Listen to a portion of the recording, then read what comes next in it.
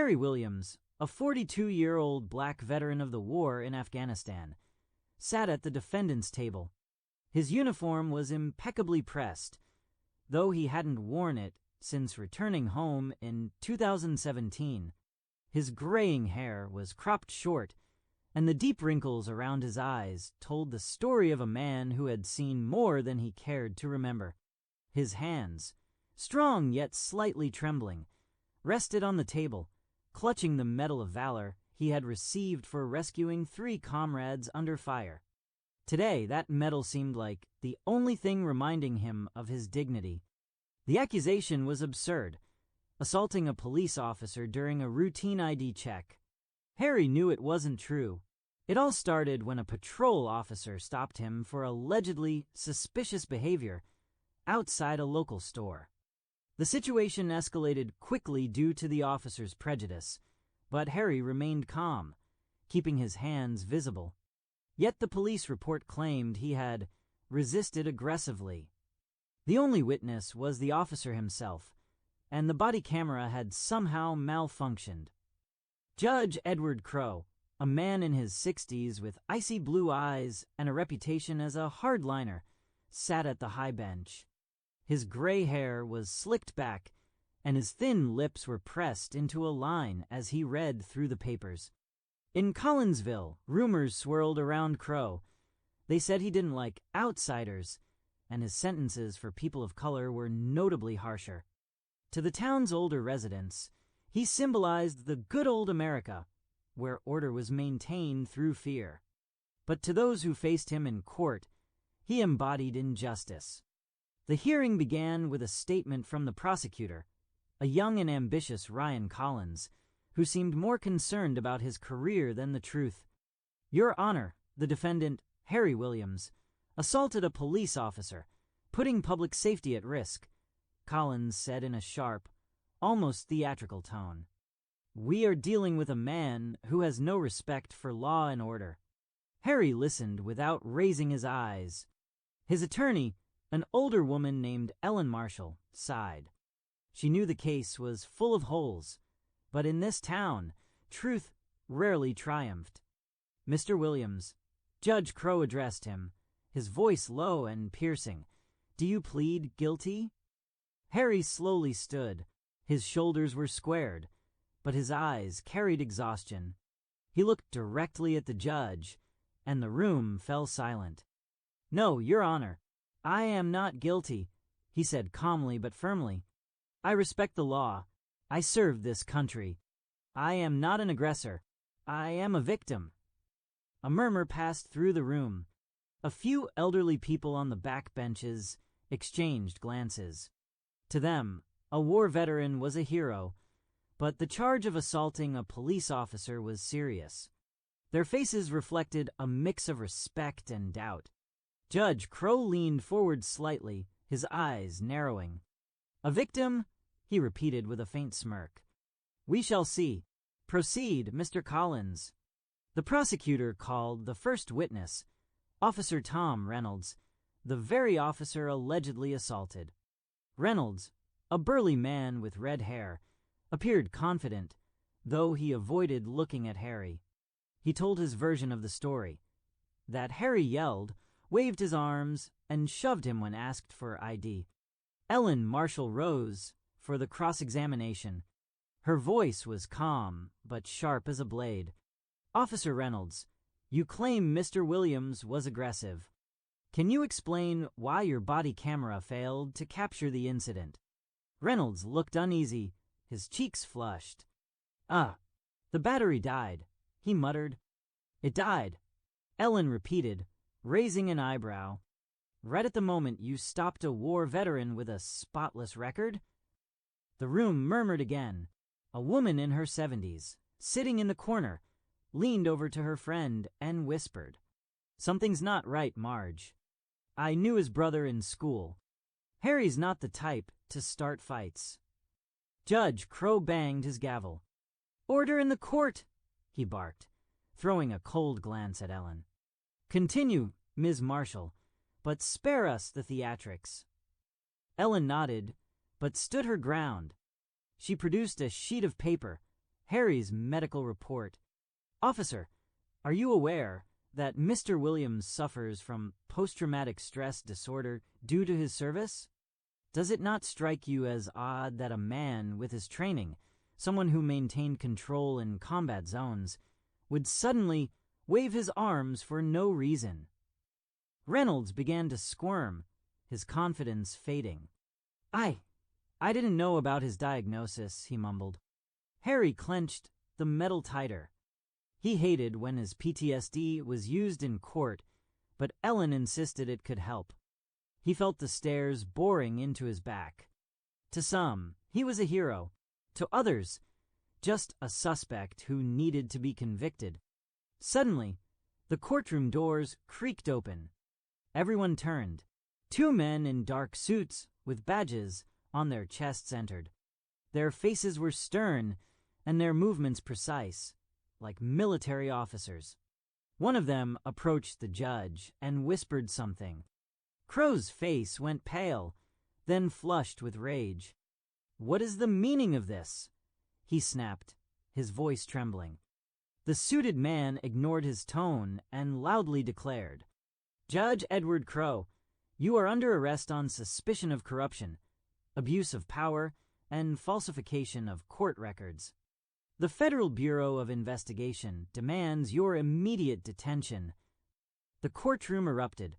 People rose from their seats, some pulling out phones to record what was happening. The woman who had whispered about Harry's brother clutched her chest and gasped. "Oh my God, I knew he was crooked." Harry sat still, his eyes locked on the judge. Crow, now being led away in handcuffs, shot him a furious look, but it no longer held authority. Only fear. Ellen grabbed Harry's hand. "This isn't the end," she said quietly. "But it's the beginning." Harry nodded, his heart pounding. He didn't know what would come next, but for the first time in a long time, he felt that the truth might actually stand a chance. In Collinsville, something had changed. But would it be enough to dismantle a system that had kept people like Harry in the shadows for so long? Would his voice be loud enough to finally be heard? The courtroom in Collinsville still buzzed like a beehive, even though Judge Crow had already been led away in handcuffs.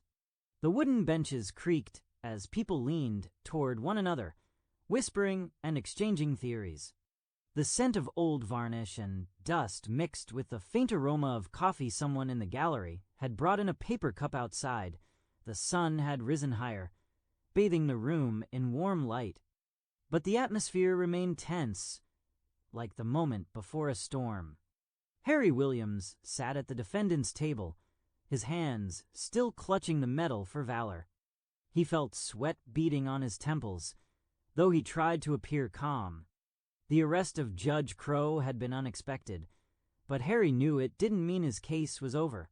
The system that allowed men like Crow to dispense injustice for years wouldn't vanish in an instant. Ellen Marshall, his attorney, was flipping through papers, her glasses slipping down the bridge of her nose. She murmured to herself, trying to figure out how to use this moment to their advantage. "Harry," she said quietly, eyes still on the documents, "this is our chance. But we have to be careful. Crow wasn't acting alone." Harry nodded, but his thoughts were elsewhere. He remembered the night it all started. The stop outside a store, the cold voice of Officer Reynolds. "Hands on the car now!" Even though Harry had done nothing suspicious. He remembered clenching his jaw to keep the anger from breaking loose, repeating to himself, "You're a veteran. You're stronger than this." But the system, it seemed, was stronger than him. Just then, a new figure entered the courtroom. Judge Emily Green, a middle-aged woman with short gray hair and a calm yet penetrating gaze. She had been called in urgently to replace Crow. In Collinsville, she was relatively new, but rumors of her fairness had already begun to spread. Elderly residents sitting in the back rows exchanged cautious glances. One woman, Marge, whispered to her friend, They say she doesn't dance to anyone's tune. Maybe the boy has a shot." Judge Green banged the gavel, and the murmur died down. "This hearing is resumed," she announced, her voice clear, but without the cold arrogance that Crow had exuded. "Mr. Collins, is the prosecution ready to proceed?" Prosecutor Ryan Collins looked shaken. Crow's arrest had clearly thrown him, but he quickly composed himself and stood. "Yes, Your Honor, we maintain that the defendant, Harry Williams, poses a threat to the community. We request that he remain in custody pending further investigation." Ellen Marshall jumped to her feet. "Your Honor, I must object. The prosecution's case relies solely on the testimony of Officer Reynolds, whose body cam conveniently malfunctioned. We have reason to believe the case against my client was fabricated, potentially with the involvement of the former judge." The room buzzed again. Judge Green raised her hand for silence. "Ms. Marshall, that's a serious accusation," she said evenly, though curiosity flickered in her eyes. "Do you have any evidence?" Ellen sighed, but her voice remained steady. "We are working on it, Your Honor, but I request a continuance to gather further testimony. We also request an investigation into Officer Reynolds' conduct and his ties to Judge Crow." Collins barked back. "This is absurd. Ms. Marshall is trying to distract from her client's crimes." Harry felt anger rise in his throat. He knew Collins was just doing his job, but the blind loyalty to a system that would crush the innocent made his hands tremble. Yet he remembered what he'd learned in war. Anger was a poor advisor. Instead of lashing out, he stood up. "May I speak, Your Honor?" he said, his voice low but cutting through the silence like a bullet. "I'm not perfect. I've made mistakes. But I'm not someone who lashes out without reason. I served this country, risked my life to protect freedom. I don't deserve to be judged for something I didn't do." The room fell completely silent. Even Collins paused, his expression darkening. In the back rows, Marge and her friend nodded in approval. For them, people who'd lived through the Vietnam era and respected veterans, Harry's words struck a chord. Judge Green looked at Harry, and something like compassion flickered in her eyes. "Mr. Williams, I hear you," she said, "but the court rules on facts. Ms. Marshall, I'm granting you 48 hours to present further evidence. The hearing is postponed." She banged the gavel, and the courtroom erupted in conversation. Harry exhaled, feeling some of the pressure in his chest lift. Ellen placed a hand on his shoulder. "We haven't won yet," she said, "but this is a step forward." That evening, Harry sat in a small diner on the outskirts of Collinsville.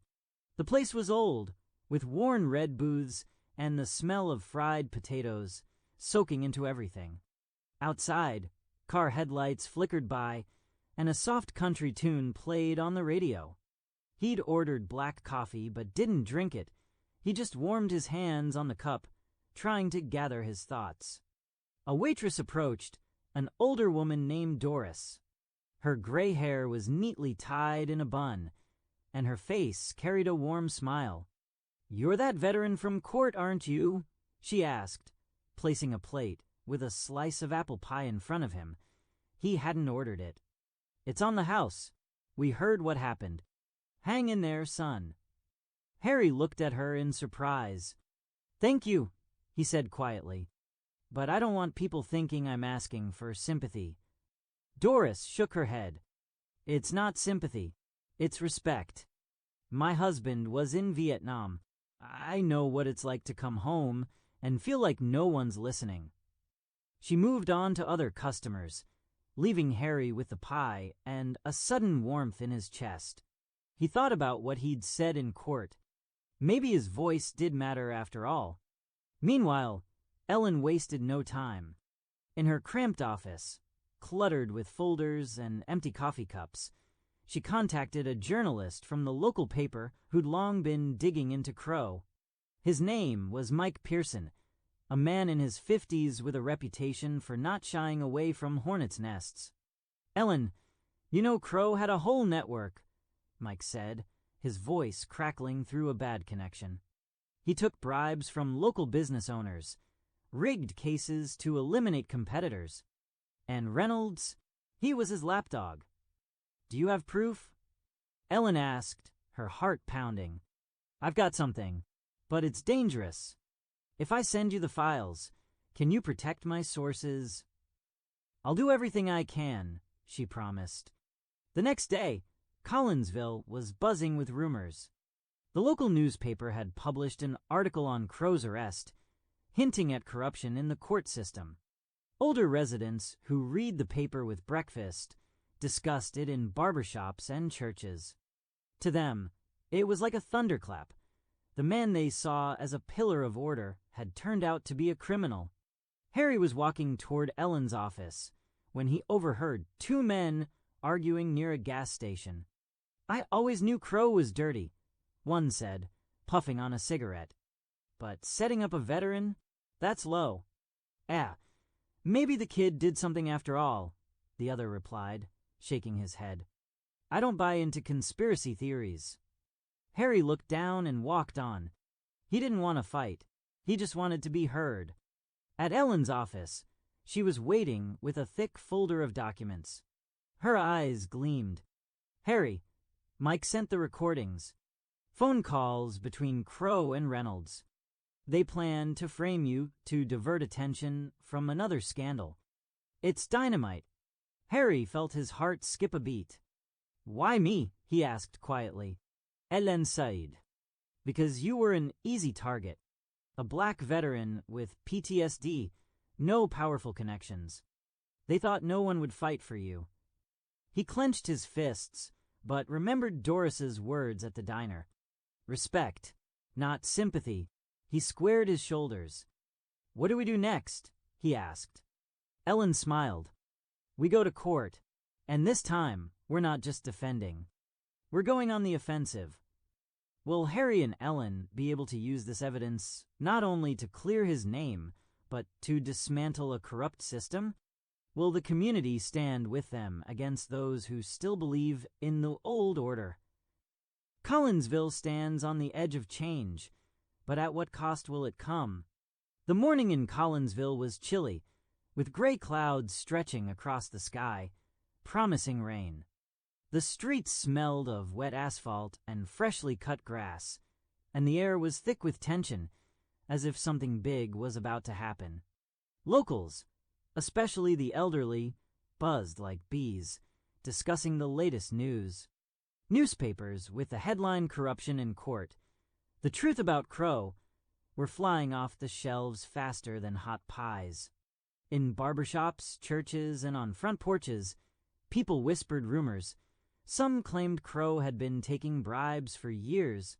Others murmured that Officer Reynolds was already packing his bags to flee town. Harry Williams stood in front of the mirror in his cramped apartment, adjusting his tie. His hands trembled, not from fear, but from determination. Today was a decisive day in court.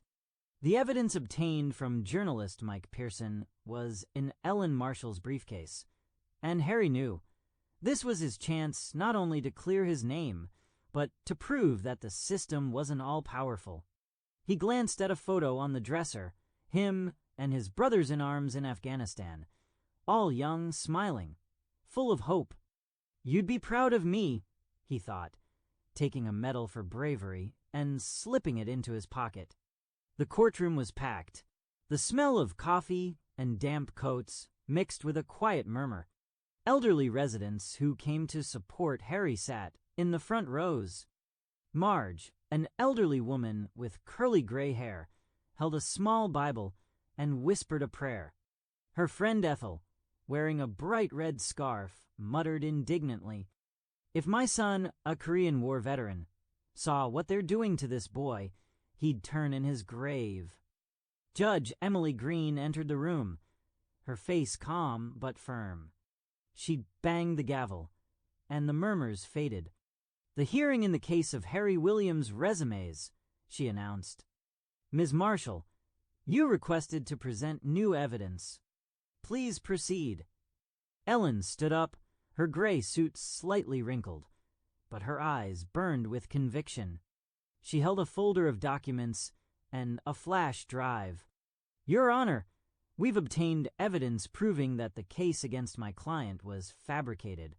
We have recordings of phone calls between former Judge Edward Crowe and Officer Tom Reynolds, where they discuss a plan to frame Mr. Williams to distract from another investigation." The room erupted in whispers. Prosecutor Ryan Collins leapt to his feet, his face red. "Objection! This is slander. The source of these recordings is unverified, and they could be falsified," he shouted, his voice shaking with outrage, though panic flickered in his eyes. Judge Green raised her hand. "Mr. Collins, I'll determine the admissibility of this evidence." "Ms. Marshall, continue." Ellen plugged the flash drive into a laptop, and within a minute, the courtroom filled with the recording. Crowe's low, raspy voice rang out clearly. "Reynolds, I need a big case. Find someone who won't raise questions. No influential connections, understood." Reynolds responded. "I've got someone. A veteran, black, with PTSD. Easy to pin an assault on him. No one will dig too deep." The room fell silent. Marge clutched her Bible so tightly her knuckles turned white. Ethel exhaled. "Bastards." Harry sat motionless, his heart pounding. Hearing how his fate had been decided, like he was a pawn in someone else's game, was painful. But he noticed how the people in the courtroom were looking at him. Not with suspicion, but with outrage and sympathy. For the elderly citizens of Collinsville, who remembered the days of segregation and respected those who served their country, the truth hit like a punch to the gut. Ellen turned off the recording and faced the judge.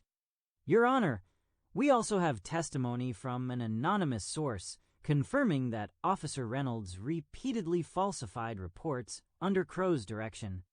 We ask that all charges against my client be dropped and that an investigation into Reynolds be launched." Collins jumped up again, but his voice had lost its force. This violates procedure. We can't trust these recordings without proper verification." Judge Green leaned forward, her gaze sharp as a blade. "Mr. Collins, I understand your concerns, but these recordings raise serious questions about the integrity of this case. I order an expert examination of their authenticity.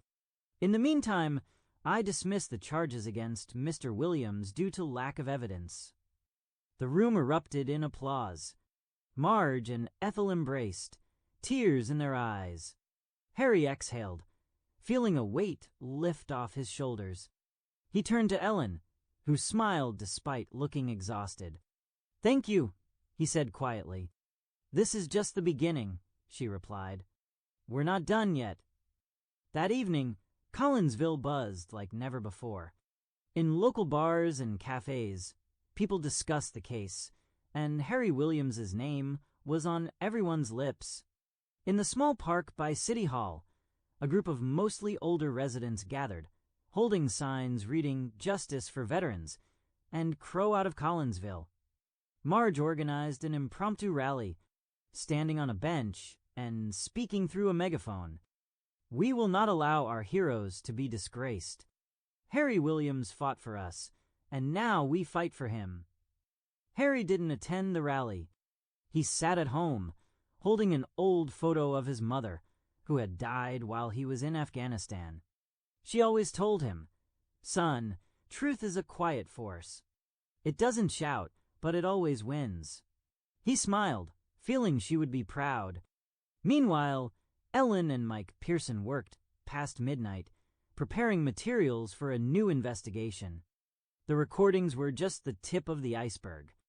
Crowe had ties to local businessmen who paid for favorable verdicts. Reynolds, was just one of many who did his dirty work.